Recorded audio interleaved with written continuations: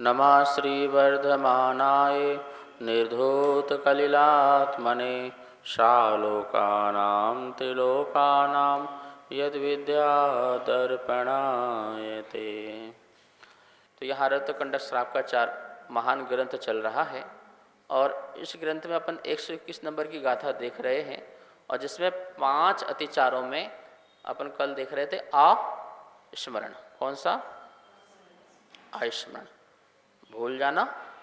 तो भूलने वाली बीमारी अपनी खत्म करो। जो आपने व्रत लिया है उस व्रतों को मत भूलो। आप एक बार सामायिक में सुबह बैठो तो अपने व्रतों को याद करो।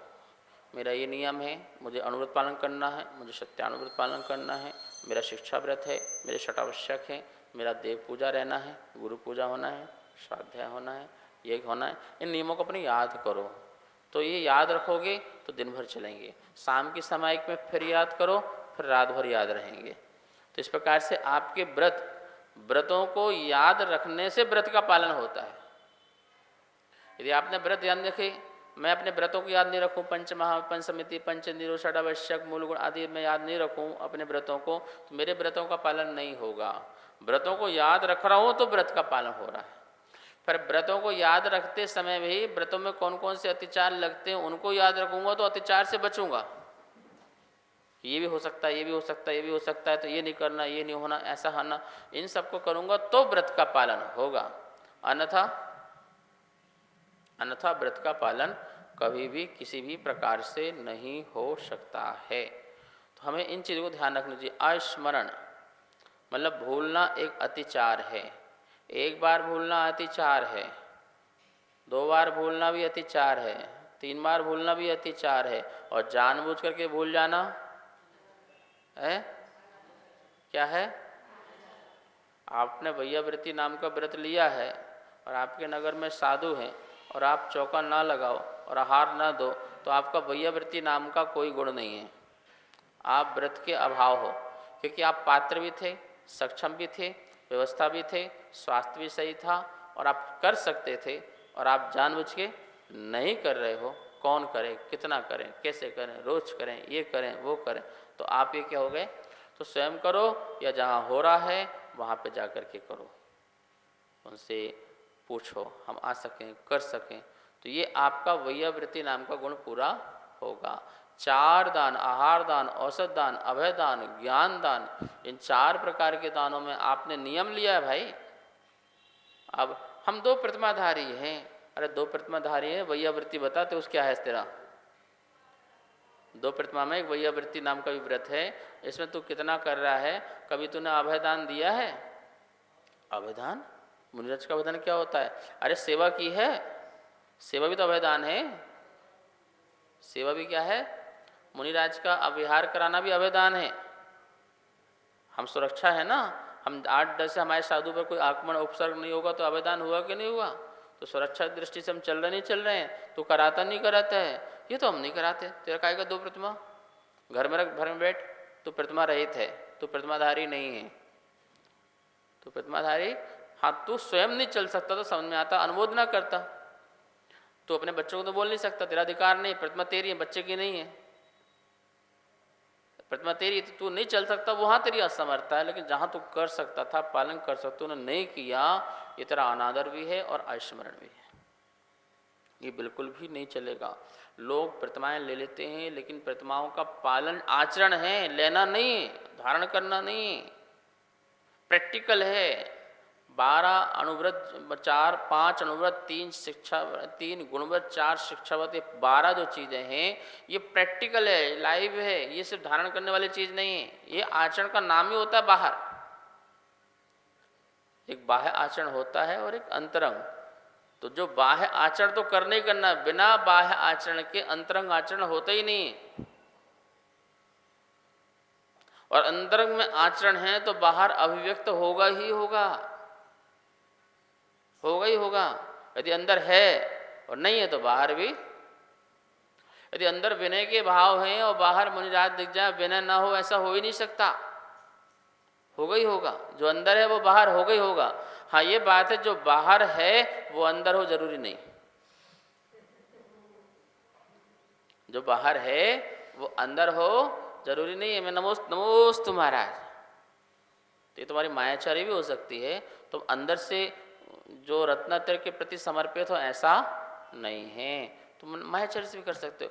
लेकिन यदि अंदर से सचमुच में रत्नात्रयधारी के प्रति प्रेम है, स्नेह है, तो फिर बाहर से तो होगा ही होगा, नियम से होगा।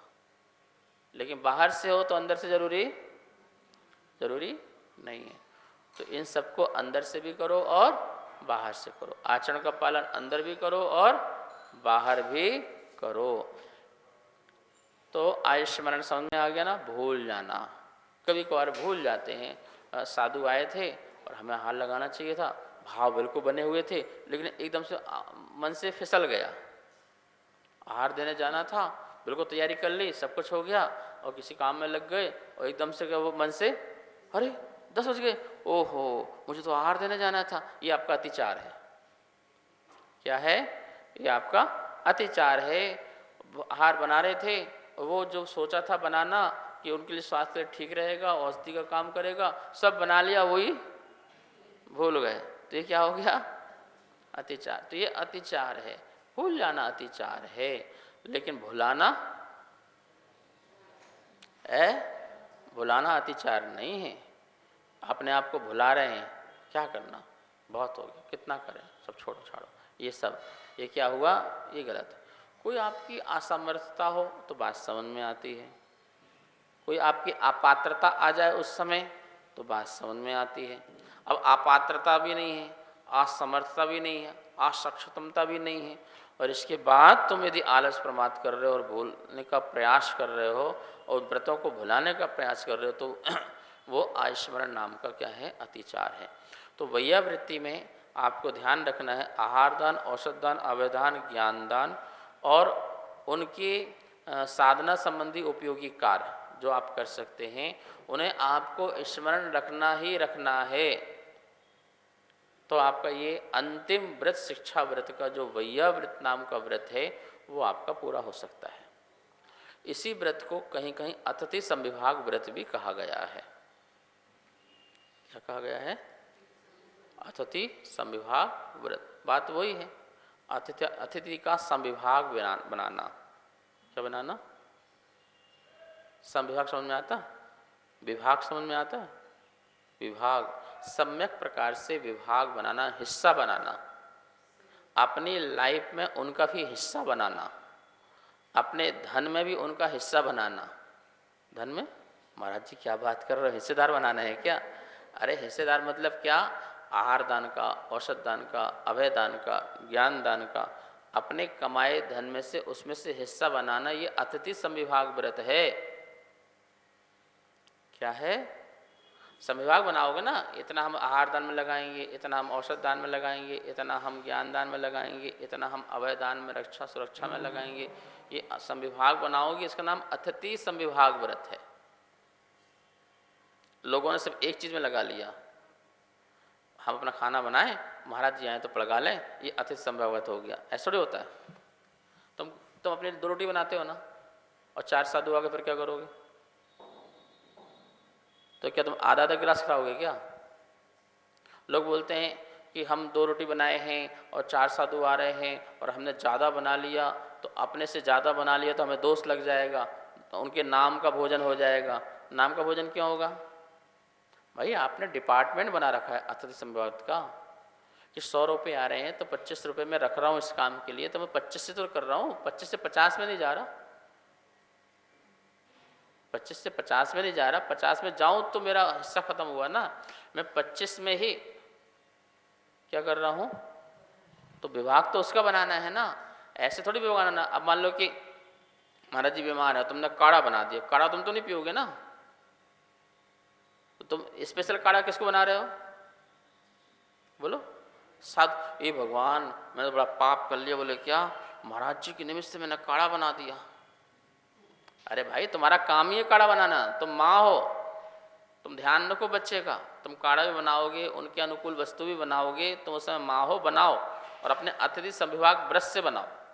जो तुमने विभाग बनाया था, डिपार्टमेंट बनाया था, ये बिजली विभाग है, जल विभाग, ये विभाग है, ऐसे ही मेरा परिवार का विभाग है, इतना हिस्सा ये मेरा विभाग है, ये आने वाले समय का विभाग है, आगामी काल के लिए, मुसीबत काल के लिए, और ये धर्म का विभाग है, दान का विभाग है, मैंने बना रखा, मैं उससे करूँ, कम ज़्यादा करूँ, ठीक है ना। तो वो मेरा काम है ना उसमें। हाँ, यदि हम साधु को जाके बोल दें महाराज आपका स्वास्थ्य ठीक नहीं है, आज मैं काढ़ा बनाती हूँ, आप ले लेना, तो नहीं लेंगे। ये फिर आपने महाराज जी को सरासर उनको उनके निमित्त से उनको बता दिया, तो फिर महाराज जी उसको नहीं लेंगे। आज मैंने ये बनाया, कल तुम्हें ले लेना, तो ये क्या हो जाएगा फिर, ये गलत हो जाएगा। ये साधु भी लेंगे तो उनकी लालसा कहलाएगी, उनकी आसक्ति कहलाएगी, उनको भी पाप का बंध बंधेगा, उनको उतनी आसक्ति के कारण उतना मोक्ष ठहर जाएगा, उतना मोक्ष रुक जाएगा उनका, उतने काल का कितना फल उनको मिलेगा। हो सकता है कि इतने से पाप के कारण उनको 10 भाव लग जाए मोक्ष जाने में, और उस समय उस लालसा से उतना कर्म बंधा और वो कर्म भोगना पड़ेगा फिर उनको। तो आपने उनने कितने भाव रोक दिए उनके, आपने उसके कारण, मोह के कारण उनका उतना भाव संसार में आपने रोक दिए, उनको पता नहीं चला कि मेरा कब रुक गया। क्योंकि एक समय के परिणाम से असंख्यात भाव बन सकते हैं तुम्हारे, असंख्यात भाव का कर्म बन गया तो उतने भाव तक भोगते रहो, तुम कब काटोगे फिर, ठीक है ना। तो वो काम नहीं होना चाहिए कि उनका मोह जागृत हो जाए, इसलिए फिर हम उनको बोलते नहीं, उनको हम कहते नहीं, हम स्वयं देखते हैं कि क्या उनका है सिस्टम। इतना तो ज्ञान हो ही जाता है। अब नजला जुकाम हो रहा तो दिख ही रहा है ना, महाराज जी काढ़ा ले लोगे ना, हम काढ़ा बना देंगे ना, आप पी लेना, तो यही पीना, ध्यान रखना, तो भैया तुम मत पिला भाई, हमें नहीं पीना, हमें फिर जो मिले करेंगे। तो ये निमंत्रण वाला काम नहीं, बता के वाला काम नहीं। तुम्हारा अतिथि संभाग है, तुम्हारा विवेक नाम का गुण होना चाहिए, और तुम्हें स्वयं समझना चाहिए कि मुझे क्या करना और क्या। हाँ, आप ये तो कह सकते, कर सकते हो, वैद्य जी को ले जाओ, दिखा दो, वैद्य जी जो बताएं बना दो और करा दो, ये काम तो कर सकते हो, इसमें कोई दिक्कत नहीं है। वैद्य जी ने बताया, आपने बना दिया और महाराज को, तो ये वाला काम कर सकते। तो ये आपने जो व्रत लिया है, मैं बताना चाह रहा हूँ कि लोग व्रत ले लेते हैं पर व्रत के अनुरूप नहीं चलते हैं, तो उनका व्रत नहीं होता है। सिर्फ नामधारी प्रतिमाधारी नहीं करना है, कामधारी प्रतिमाधारी बनो, उस कार्य को करो, उस काम को करो। हम बड़ा सरल समझते हैं, 1 प्रतिमा ले लेना, 2 प्रतिमा ले लेना, 7 प्रतिमा ले लेना, 8, उसमें देखो तो कंडीशन अप्लाई, ये कंडीशन क्या है। हम सिर्फ प्रतिमा में धारण करने के बाद एक ही टारगेट रखते हैं कि मुझे शुद्ध खाना है, बस टारगेट क्या है, मुझे छानना है, लाना, कुआं पानी लाना, ये करना, वो करना, हे भगवान मेरी प्रतिमा पल गई। तो खाने का टारगेट थोड़ी है तुम्हारा, खिलाने का टारगेट है। प्रतिमा में क्या है, प्रतिमा इसलिए दी गई है कि तुम शुद्ध खाओ, शुद्ध खिलाओ।